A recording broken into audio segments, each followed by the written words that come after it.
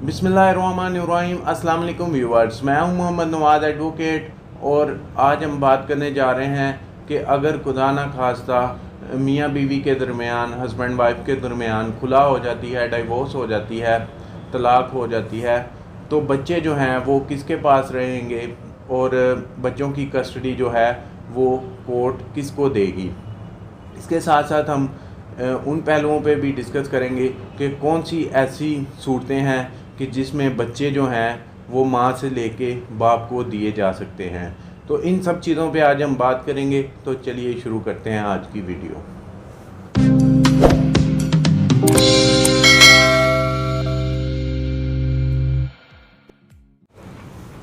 जी viewers, अगर parents के दरमियान अलैदगी हो जाती है तो बच्चे हस्बैंड के पास रहेंगे या वाइफ के पास। अगर वाइफ के पास हैं तो हस्बैंड कैसे ले सकता है, और अगर हस्बैंड के पास हैं तो वाइफ कैसे ले सकती है। इसमें मैं वीडियो शुरू करने से पहले आपको एक बात बता दूं कि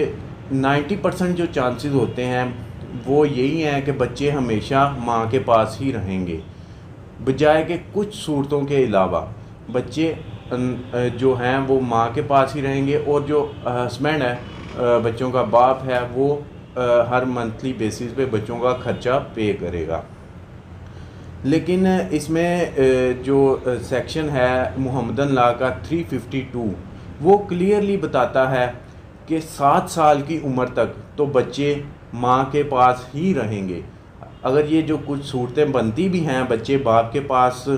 चले जाएं, कोर्ट माँ से लेके बाप को दे दे, वो सूरतें भी बच्चों की उम्र 7 साल से ऊपर जाने के बाद बनेंगी, क्योंकि मुहम्मदन लॉ का सेक्शन 352 क्लियरली बता देता है कि बच्चे माँ के पास 7 साल की उम्र तक रहेंगे। इसमें अब आ जाते हैं कि 7 साल के बाद कौन सी ऐसी कंडीशंस बन जाती हैं जिसमें बच्चे माँ से लेके बाप को दिए जा सकते हैं। तो उसमें सबसे पहली जो कंडीशन है वो ये है कि जो बाप है वो फाइनेंशियली बहुत ज़्यादा स्ट्रॉन्ग हो और अपनी बीवी से बेहतर बच्चों की परवरिश कर सके, उन्हें अच्छी स्कूलिंग दे सके, अच्छे उन्हें कपड़े दे सके, अच्छा मुस्तकबिल दे सके। तो अगर माँ उसके मुकाबले में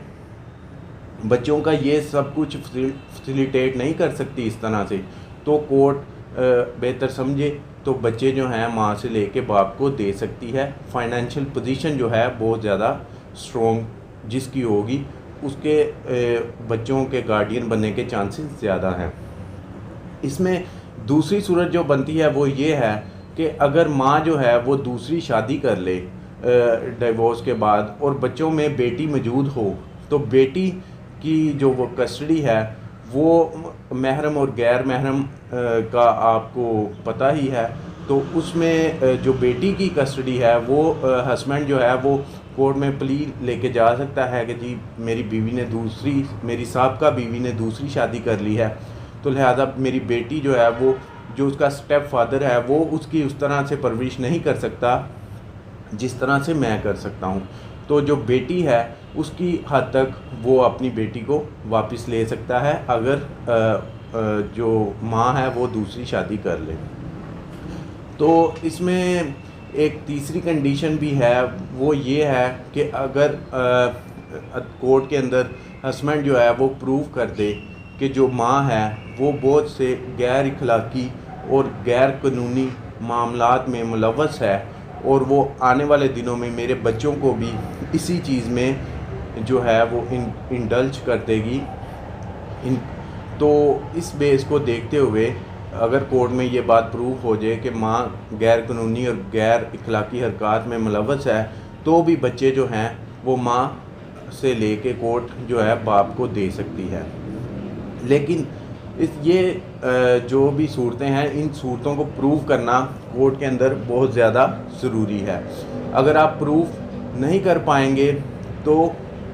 90% जो चांसेस हैं वो यही हैं कि बच्चे हमेशा माँ के पास ही रहेंगे। इसमें एक सूरत और बनती है कि अगर बच्चे कोर्ट में बयान दे दें कि हम अपनी माँ के पास नहीं बल्कि बाप के पास रहना चाहते हैं, तो भी बच्चे जो हैं वो कोर्ट बेहतर समझे तो बच्चों को बाप के हवाले कर सकती है। लेकिन इसके अलावा तमाम सूरतों में बच्चे जो हैं वो हमेशा हमेशा अपनी माँ के पास ही रहेंगे और उन माँ से बच्चे कोई भी नहीं ले सकता। अगर फ़र्ज़ करें कि बाप ने बच्चों को छीन लिया है, माँ के घर गया है और बच्चों को छीन के ले आया है ज़बरदस्ती अपने पास, तो फिर माँ के पास क्या रेमेडी है? तो जो माँ होगी वो 491 के तहत हेबियस पिटीशन, रिट पिटीशन दायर कर सकती है कि मेरे बच्चों को मुझसे जो मेरा हस्बैंड है वो छीन के ले गया है। जब ये हेबियस 491 के तहत वो कोर्ट में जाएगी तो बैलफ जो होगा कोर्ट का, वो कोर्ट में जाके उसके बच्चों को जो है रिकवर करेगा और रिकवर करने के बाद बच्चे जो हैं वो कोर्ट में पेश किए जाएंगे और कोर्ट इसमें जो है वो बच्चे माँ के हवाले कर देगी अगर बाप ने ज़बरदस्ती छीन के लेके गया होगा तो इसमें अब अगर आपका किसी किस्म का कोई सवाल है तो आप मुझसे कमेंट सेक्शन में पूछ सकते हैं। इसके अलावा आप मुझे पर्सनली मेरे साथ रब्ता करना चाहें, मेरी इंस्टा की आईडी डिस्क्रिप्शन में मौजूद है, आप मुझसे पर्सनली भी रब्ता कर सकते हैं। अल्लाह हाफिज़।